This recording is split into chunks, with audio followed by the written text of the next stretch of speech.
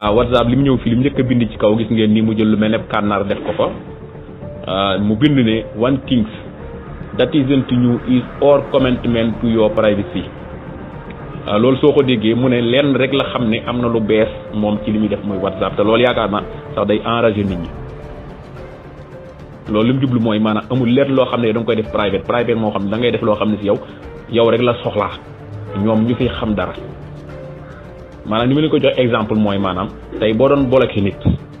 comme ça ngay bloqué nit ñoom dañ doon xam ne ñoom WhatsApp bloqué nga diw sàngam su fekkee da ngaa ne bari génne bloqué bi dañuy xam ne yow sa bloqué bi ñoom WhatsApp dañuy xam ne génne ne ko tey su fekkoon da ngaa dugal sa statut nga am ñoo xam ne leen bëgg a génne pour ñoom duñ xool sa statut loolu WhatsApp mu ne daf ko doon xam waaye loolu léegi génne na ko moom du ko xam yoonam nekkatu daal maanaam ci vie privée nit ki maanaam nit ki li mu war a def ci WhatsApp su dee tëj nit ki mbala muy aaye nit ki di xool ay bagages ak yooyu WhatsApp mu ne loolu léegi moom doxatu ci yooyu moom léegi xëy na doon na ko xam boo bloqué nit ki mu xam ko su fekkee da ngaa bloqué nit ki pour du xool sa statut bu xam ko yooyu yëpp da koy xaay bu yooyu yëpp mu ne léegi génn ci système bi amatul moo tax ñu jël kànnaar ba def ko fële te loolu yaakaar naa lu arrangé na nit ñi léegi maanaam ñoom génn nañ ci secret jàmbur rek yéen doon xam soo bëggee bloqué nit nga bëgg a def nit ñu xam ko loolu léegi ñoom système boobu génn ñoom léegi dootuñu ko xam bi ci toppin mi ngi nii bu ngeen gisee appel bi daf koo def kànnaar tëj ko bu ngeen gisee tamit fi ngay envoyé message mbala audio da koo def kànnaar tëj ko loolu lan la miin mu bindaat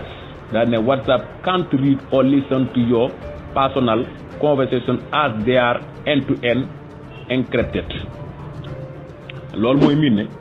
WhatsApp tamit léegi amul benn appel boo xam ne yow da nga koy def comme ça sa digganteeg nit ngay woo téléphone sa digganteeg nit mbala ngay envoyé message sa digganteeg ngeen wax seen soxla moom mu ciy xam dara loolu tëj na ko moo tax mu def kànnaar appel bi def kànnaar message bi bu njëkk moom daf ko doon xam système boobu amoon na ci moom pour boo yoo xam nit ki téléphone day xam sooy envoyé message day jaar ci ñoom comprendre nga loo xam ne seen soxla yéen ñaar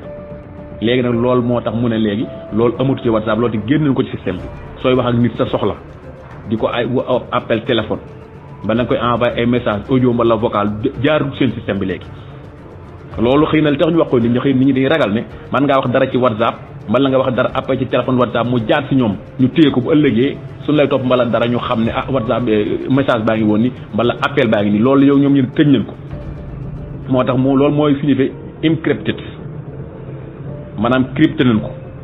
loolu ñoom duñ ko xamati génn nañ ko ci WhatsApp tëj nañ ko ñoom ñi yor WhatsApp sooy wax ak nit ki sa téléphone yéen a xam lu ngeen mën a wax du jaara ci ñoom duñ ko xamati sooy wax nit ki message mbala nga envoyé ko vocal du jaar ci ñoom duñ xam nan la fa demee loolu ki mooy deuxième ba tëj nañ ko loolu tamit yaakaar na nit ñi lay gën a arrangé waaw li ñëwaat fii teg di leen xamal tamit mooy WhatsApp is now on status will let you know about new features and update there maanaam mooy WhatsApp léegi lépp lu mu leen bëgg a wax mbala lu mu ko bëgg a def lu bees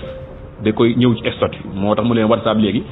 mi ngi ci statut lépp loo xam ne lu changement la mbala lu bees mbala lu mu bëgg a dogal da koy indi statut bu ko defee bu ngeen ñëwee da ngeen ko gis loolu la defaat foofu fii nag lay jeexee mu bind stay tuned in for more updates mu ne tamit ma ngoog man ngeen di bàyyi xel seen statut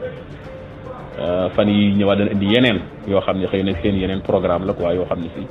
yu bees la yoo xam ne dana ko indiwaat pour xamal la ko ñi nga xam ne ñooy utiliser WhatsApp kon daal ci tënk loolu la yaakaar na mu leen loo xam nekk na ci loo xam ne war naa tiital nit